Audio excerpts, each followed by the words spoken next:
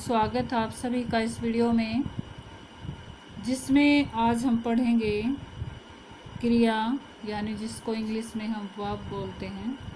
आज हम जानेंगे क्रिया क्या होती है, धातु क्या होती है, क्रिया के भेद कितने होते हैं और कैसे पता लगाएं कि ये जो क्रिया होती है सकर्मक या अकर्मक, कैसे पता चले कि कौन सी क्रिया सकर्मक है कौन सी अकर्मक है। ट्रिक के साथ बताया जाएगा आपको, तो बने रहिए इस वीडियो में। चलिए शुरू करते हैं कि क्रिया किसे कहते हैं। सबसे पहले देखते हैं परिभाषा क्योंकि ज़रूरी होती है ग्रामर में। तो क्रिया किसे कहते हैं? जिस शब्द से किसी कार्य का होना या करना पाया जाए, अर्थात जिन शब्दों से, अगर सिंपल शब्दों में हम याद करें, वैसे सिंपल लैंग्वेज ही मैंने यहाँ लिखने की कोशिश की है कि जिन शब्दों से किसी कार्य का करना या होना पाया जाए या करने या होने का पता चले, उन्हें क्रिया कहते हैं। जैसे खाना, पीना, पढ़ना, सोना, जागना या जाना आदि, ये सारी क्या हैं? क्रियाएं हैं। अब धातु के बारे में बताते हैं, क्योंकि क्रिया और धातु का एक बहुत गहरा रिलेशन है, इसलिए धातु के बारे में जानना भी यहाँ पर ज़रूरी है। तो क्रिया धातु क्या होती है? क्रिया के मूल रूप को धातु कहते हैं। जो मूल रूप में जो क्रिया होती है, जो मूल रूप होता है क्रिया का, उसको क्या कहते हैं? धातु कहते हैं। धातु से ही क्रियापद का निर्माण होता है, इसलिए क्रिया के सभी रूपों में धातु उपस्थित रहती है। क्रिया के जैसा भी रूप हो उसमें धातु जरूर उपस्थित होती है। अब जैसे चलना है, तो इसमें जो क्रिया है वो क्या है? चलना जो क्रिया है उसमें धातु क्या है? चल है। तो इसमें चल धातु से ही चलना क्रिया बनी है। तो इसलिए हर क्रिया में धातु जो है उपस्थित रहती है। अब जान लेते हैं क्रिया के भेद। अब क्रम या रचना के आधार पर क्रिया के जो है मुख्य रूप से दो भेद होते हैं। एक होता है सकर्मक क्रिया और एक होता है अकर्मक क्रिया। तो सबसे पहले देखेंगे सकर्मक क्रिया क्या होती है। सकर्मक बच्चों, जैसा कि नाम से ही पता चल रहा है कि सकर्मक क्रिया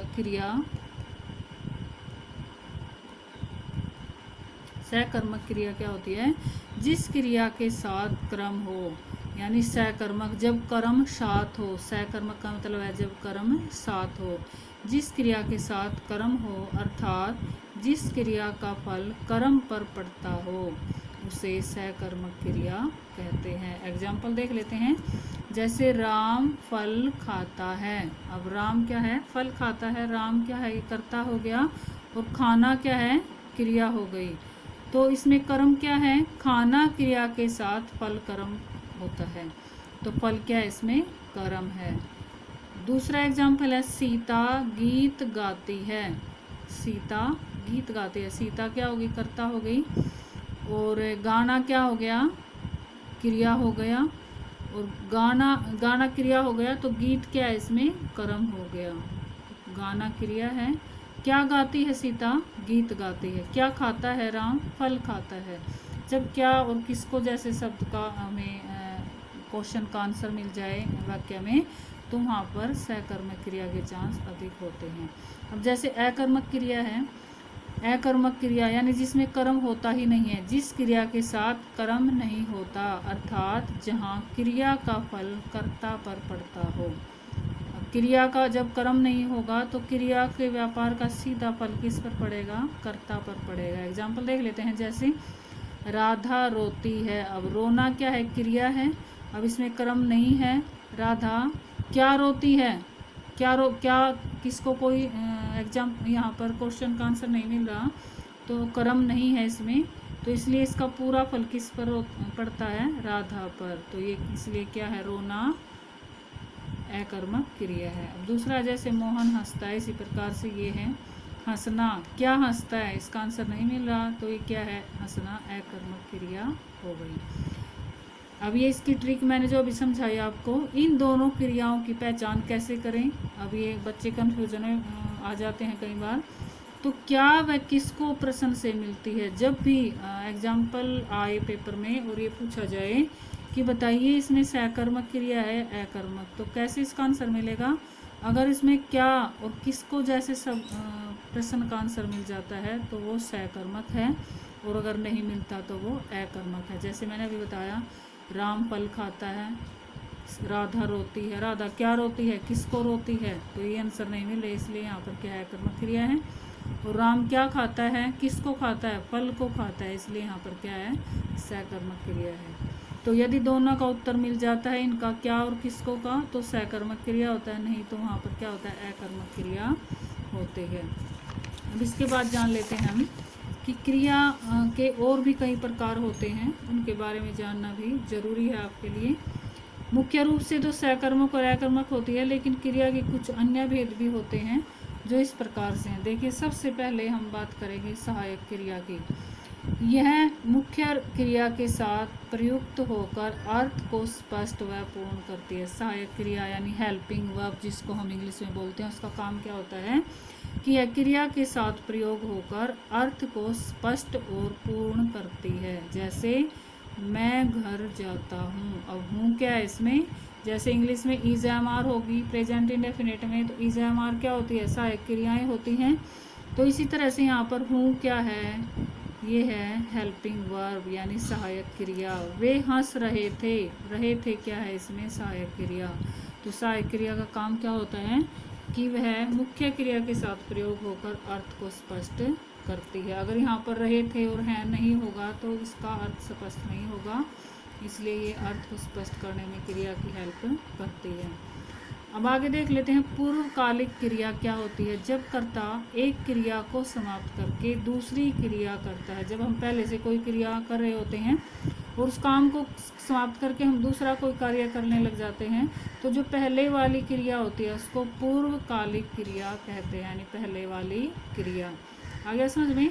तो जैसे एग्जाम्पल है इसका, राम भोजन करके सो गया। राम ने क्या किया, पहले भोजन किया, उसके बाद वो सो गया। तो जो भोजन करना है वो उसकी पूर्वकालिक क्रिया कहलाएगी। आगे देख लेते हैं द्विकर्मक क्रिया। द्विकर्मक क्रिया क्या होती है, नाम से पता चल रहा है कि जिस क्रिया में दो कर्म होते हैं वो क्या होती है, द्विकर्मक क्रिया होती है। एग्जाम्पल देख लेते हैं, जैसे अध्यापक ने छात्रों को हिंदी पढ़ाई। अब दो क्रम हो गए इसमें, पहला क्या, छात्रों, और दूसरा हो गया हिंदी। तो ये इस तरह से जिस सेंटेंस में जब दो कर्म होते हैं किसी क्रिया के साथ, पढ़ाना यहाँ पर क्रिया है और कर्म क्या हो गए, क्या पढ़ाया, हिंदी पढ़ाई। किसको पढ़ाई, छात्रों को। तो क्या और किसको जैसे से यहाँ पर आंसर मिला है, तो ये दोनों क्या है, कर्म है। जब दो कर्म हो एक क्रिया में तो वो क्या कहलाती है, द्विकर्मक क्रिया कहलाती है। आगे है नाम बोधक क्रिया। नाम बोधक क्रिया अक्सर पूछी जाती है पेपर में कि यह क्रिया संज्ञा अथवा विशेषण के साथ क्रिया जुड़ने से बनती है। जब कोई क्रिया संज्ञा या विशेषण के साथ जुड़ जाती है और जुड़ने से जब एक नया शब्द बनता है, नई क्रिया बनती है, तो वो क्या कहलाती है, नाम बोधक क्रिया कहलाती है। एग्जाम्पल देख लेते हैं यहाँ पे, जैसे लाठी क्या है, संज्ञा है, और क्रिया क्या है, मारना। तो इससे एक नाम बोधक क्रिया का निर्माण हुआ, वो क्या है, लाठी मारना।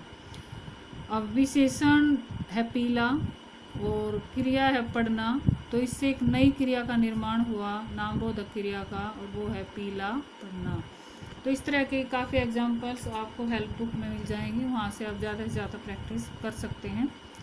अब यहाँ देखिए नेक्स्ट है संयुक्त क्रिया क्या होती है। संयुक्त क्रिया, जब कोई क्रिया दो क्रियाओं के संयोग से निर्मित होती है, यानी जब कोई क्रिया दो क्रियाओं के संयोग से यानी दो क्रियाओं के मिक्स करने से निर्माण होता है उस क्रिया का, तो वो संयुक्त क्रिया कहलाती है। जैसे वह खाने लगा, वह खाने लगा। अब खाने और लगा दो शब्दों से इसका जुड़े हुई हैं, जब इसका समान अर्थ निकलता है स्पष्ट, तो खाने लगा क्या है इसमें, संयुक्त क्रिया। मुझे पढ़ने दो, पढ़ने दो यहाँ पर क्या है, संयुक्त क्रिया है। मैंने पुस्तक पढ़ ली क्या है, संयुक्त क्रिया है। अब लास्ट में बच्चों एक क्रिया और रह जाती है, वेरी वेरी इंपॉर्टेंट, इसको मैं कहूँगी क्योंकि कम्पिटिटिव एग्जाम्स में अक्सर इन्हीं क्रियाओं से एग्जाम्पल्स पूछे जाते हैं, और इसीलिए मैंने कहा कि ग्रामर के हमेशा नोट्स बना लेने चाहिए। ये मैं जो आपको पढ़ा रही हूँ नोट्स के रूप में पढ़ा रही हूँ, आप एज इट इज़ इनके नोट्स बनाइए, ताकि आपको आगे अगर जॉब के लिए तैयारी करनी है तो उसमें भी ये काम आएंगे। तो प्रेरणार्थक क्रिया जो होती है, जब कोई क्रिया स्वयं ना करके किसी दूसरे को प्रेरित करके करवाई जाती है। अगर हम कोई काम स्वयं नहीं करते और दूसरे को प्रेरित करते हैं वो काम करने के लिए, तो ऐसे में जो क्रिया होती है, जो काम होता है, वो क्या कहलाता है? प्रेरणार्थक क्रिया वो कहलाती है। अब एग्जाम्पल देख लेते हैं। जैसे अध्यापक ने बच्चों से लिखवाया। अध्यापक ने बच्चों को कहा कि आप लिखिए। बच्चों को क्या किया? लिखा नहीं अध्यापक ने, बल्कि लिखवाया। तो लिखवाया क्या है? प्रेरणार्थक क्रिया कहलाएगी। दूसरा एग्जाम्पल है, जैसे सीता ने अपने भाई से पाठ पढ़वाया, यानी उसको कहा पढ़ने के लिए, उसको प्रेरित किया पढ़ने के लिए। तो इस तरह से जो लिखवाया और पढ़वाया है इन दोनों सेंटेंसेस में, वो क्या है? प्रेरणार्थक क्रिया कहलाती है।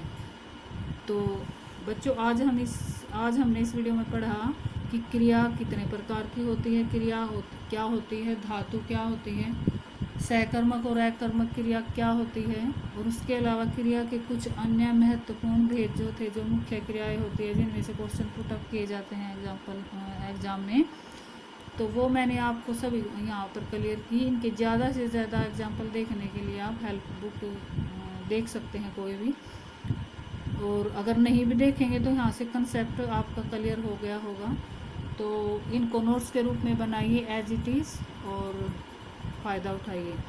तो कैसी लगी आपको ये वीडियो? अगर वीडियो अच्छी लगी है तो इसको लाइक ज़रूर से ज़रूर कीजिएगा, और अगर इसमें कोई ऐसी क्यूरी है जो आपको समझ में नहीं आई, कोई बात ऐसी है, कोई एग्जाम्पल ऐसा है जो नहीं समझ में आया, तो आप कमेंट करके मुझसे पूछ सकते हैं मेरे चैनल एसपी लर्निंग पॉइंट पर। और क्योंकि यहाँ पर मैं ग्रामर की सीरीज़ डाल रही हूँ, तो आप इसको ध्यान से और टाइम लगा कर पढ़िएगा। और अगर वही बात डेली बोलती हूँ मैं कि लाइक और शेयर ज़रूर कीजिएगा मेरे वीडियो को, क्योंकि आपका भी फ़र्ज़ है कि आप अपने टीचर को मोटिवेट करें जो आपके लिए इतना सारा एफर्ट कर रहा है। तो अगर आपने सब्सक्राइब नहीं किया है चैनल को तो ज़रूर कीजिए, और अपने दोस्तों और रिश्तेदारों में ये जो है चैनल का लिंक और वीडियो जो है ज़रूर शेयर कीजिएगा। Thank you, have a nice day.